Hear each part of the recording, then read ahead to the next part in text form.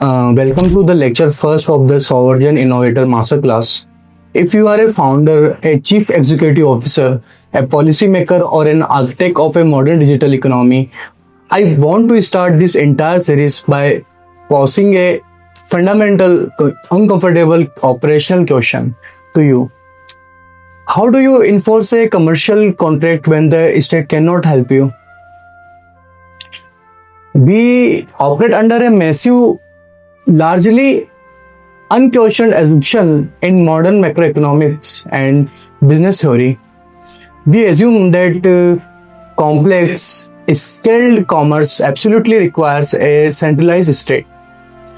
We assume that if a vendor defaults on a payments, if a supply chain partner breaches a non-disclosure agreement, or if an employee commit corporate fraud, our ultimate safety net is the judicial system. We rely on the state's monopoly on legal enforcement. But as leader expanding into borderless digital economics or managing hyper-scaled multi-jurisdictional vendor networks, you already know the harsh reality. The state's legal bandwidth is inherently limited. Cross-jurisdictional enforcement is painfully slow. Its geographic reach is constrained, and the transactional friction of relying on courts for every single dispute is mathematically unsustainable for a fast-moving enterprises. So, if you have to show your partners to keep your business running, your business model is already falling. If we want to build true scalable ecosystem, networks that can survive macroeconomics volatility and regulatory shocks, we must learn to engineer operational trust that function entirely independent of the state intervention. To find the most successful, historically battle tested blueprint for this, we are not looking to Silicon Valley, we are not looking to modern tech conglomerates, we are looking to ancient India. Between 800 before century and 800 to 1000 common era, the Indian subcontinent engineered a staggering share of global wealth, and this wealth was not managed by a top-down micromanaging bureaucratic monarchy. It was driven by highly sophisticated decentralized corporate entities known as the Shreni, the Sangha, or the Nigama. Today we are going to meticulously dissect their playbook. So before we get into the mechanics, we must establish the academic pedigree of what we are studying. It is a critical mistake, often born of colonial era biases, to view ancient Indian commerce as a primitive barter system or their guilds as mere localized trade unions. They were corporate titans, actually. In 1922, the pioneering historian R.C. Majumdar published the seminal work Corporate Life in Ancient India. He proved exhaustively that the spirit of cooperation, democratic management, and complex economics organization was the defining feature of the ancient Indian society. But let's bring this into the modern economic legal theory. Professor Vikramaditya S. Khanna, studying the economic history of the corporate firm, has demonstrated that the Shreni was a complex organization entity used in India from at least 800 before Common Era. This means the Indian corporate firm was thriving centuries before the earliest Roman proto-corporations, known as collegia or even existed. So, why does it matter to you today? because the Shreni invented and perfected a legal mechanism that modern economics call assets partitioning or entity shielding. Assets, asset, pars, asset partitioning is the bedrock of the modern economics cooperation. It is the legal separation of the assets of the guild from the personal assets of its individual members. By doing this, the Sheni drastically reduce information costs for their creditors. If a merchant wanted to lend money to the viewers guilds, he did not need to investigate the personal financial health or every single viewer. He only needed to assess the corporate treasury of the Sheni. This legal boundary allowed this network to pool massive amount of capital, take on high risk, high reward transcontinental trade, and scale their operation massively without relying on state subsidies. They built the infrastructure of the commerce from the ground up. Now let's look at the boardroom. How do you govern a massive decentralized network of artisan and merchant spread across a subcontinent without it collapsing into chaos or corruption or factionalism? You build a separation of powers. The ancient lawgivers, such as the Brihaspati, explicitly outlined a robust administrative framework of the modern C-suits would administrative framework that modern C-suit would recognize instantly. At the helm was the headman carrying honorific title like the Shresti or Jasthaka. This was your chief executive officer. The Shresti represented the guild externally, negotiated with the royal courts, and guided the strategic vision.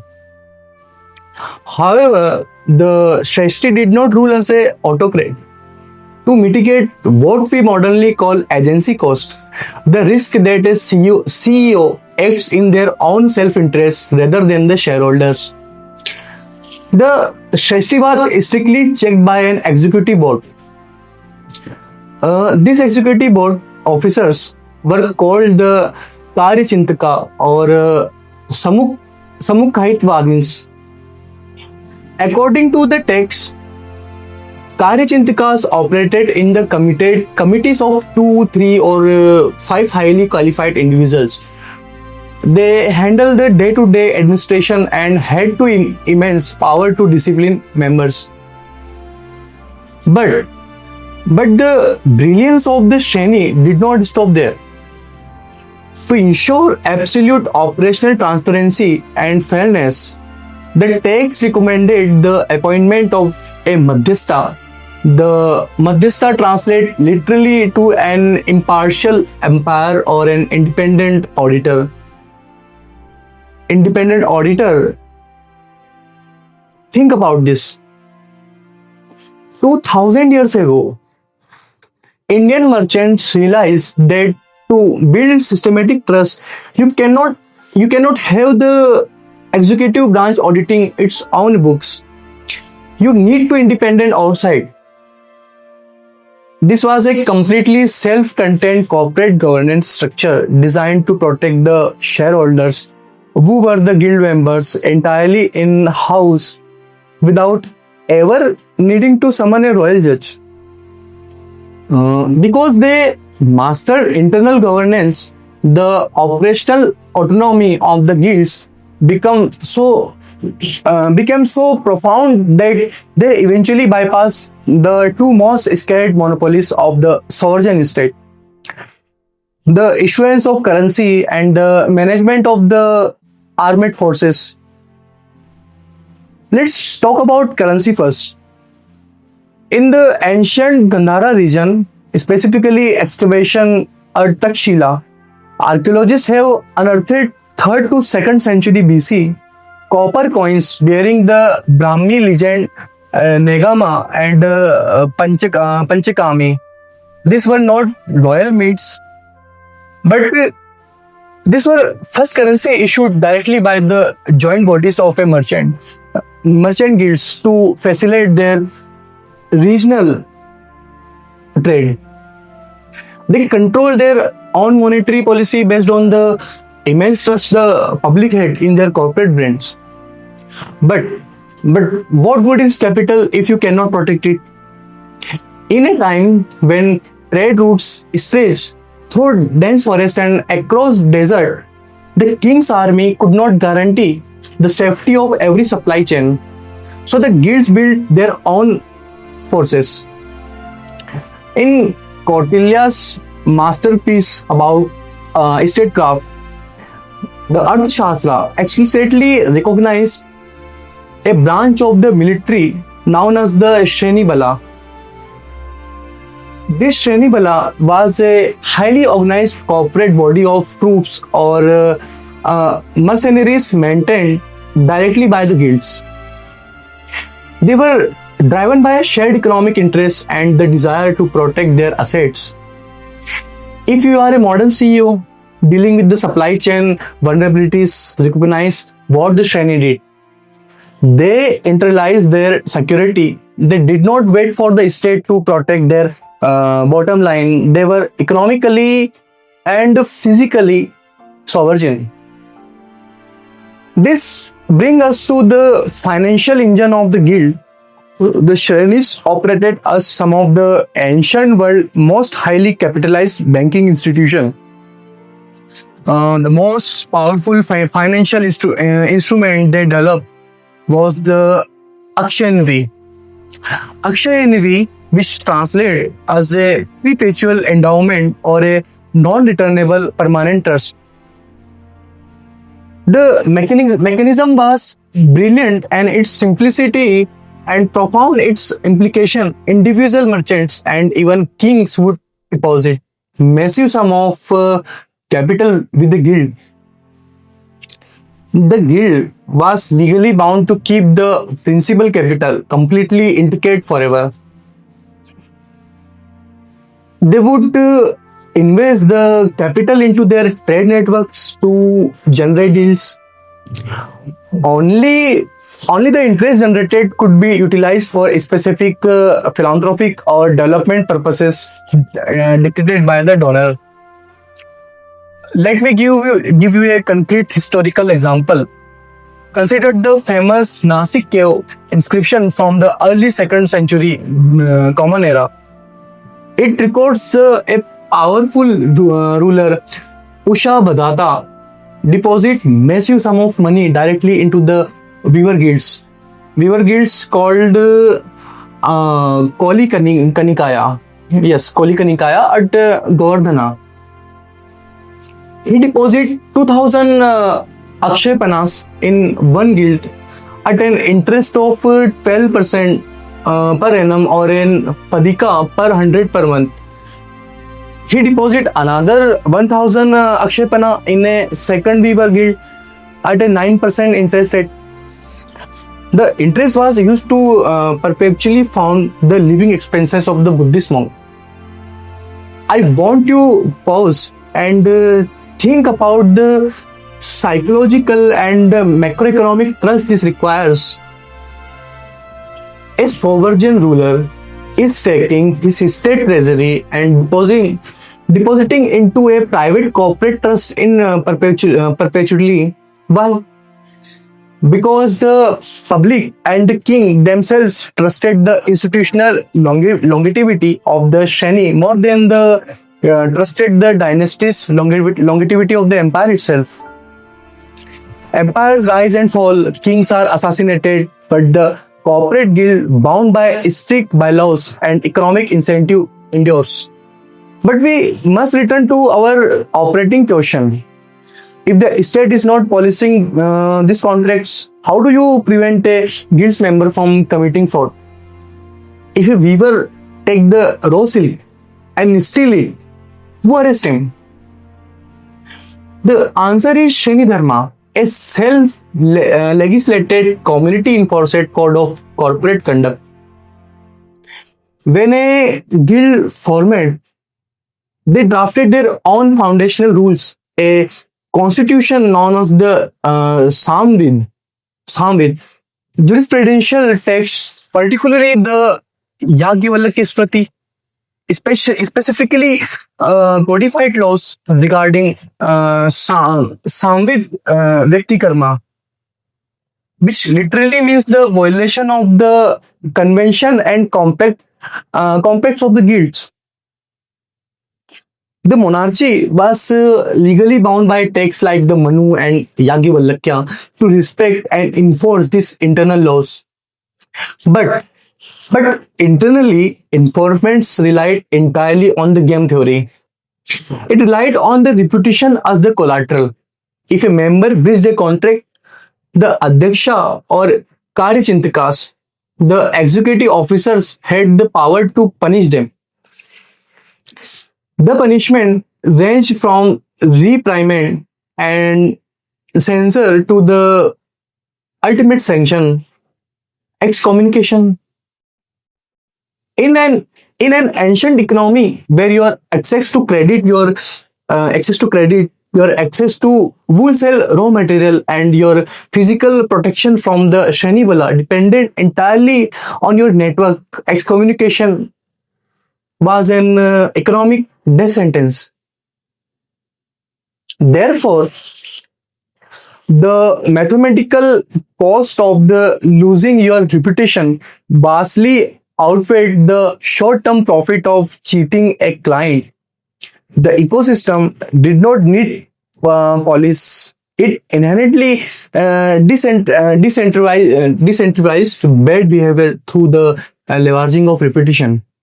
For the technologies like Web3 architects and forward-thinking CEOs watching this, what I have spent the last hour describing is not just a history lesson.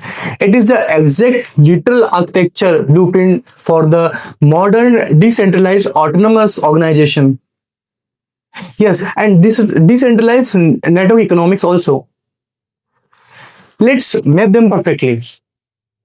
First, the ancient Shreni Dharma, the self-legislated rules, is the original smart contract. It is a automate organizational rules without the need for the human intermediaries. Second one, the ancient Akshayanivi, the perpetual secure vault, is the modern multi-sig treasury, securing communal fund transparency on the blockchain. The third, the Karichintikas, who delegated authority are mirrored in modern governance tokens and delegation modules. Today, digital network struggle with fake identities and fraud because they lack centralized verification. The cutting edge solution being built right now by Web3 protocols like the framework outlined in the intuition white paper is a leveraging on-chain reputation as collateral. If an agent acts maliciously in this modern network, their stake reputation tokens are mathematically sledged. This is the exact digital equivalent of the ancient guild excommunicating a fraudulent merchant. So now, to wrap up the lecture one, I want to leave you with a strategic mandate. You must transition your mindset from managing isolated companies to architecting entire ecosystem. Stop relying slowly on the legal contracts and the sluggish bandwidth of the state. Build high trust ecosystem where share economics incentive and the catastrophic threat of the reputation loss naturally enforce the rules. Make your users and partners reputation a tangible, quantifiable asset that unlock capital but can be instantly destroyed by fraud. The sovereign innovator does not wait for the state to build the infrastructure or trust like the Shrestis of ancient India. They engineered it themselves. So now at the end, thank you for your time. And in lecture 2, we will move forward in time to explore medieval India, Mughal fiscality, the brilliant invention of the hundi system, and how to manage your enterprise through extreme market volatility. Make sure to subscribe, study the framework we discussed today, and I will see you in the next masterclass. Thank you.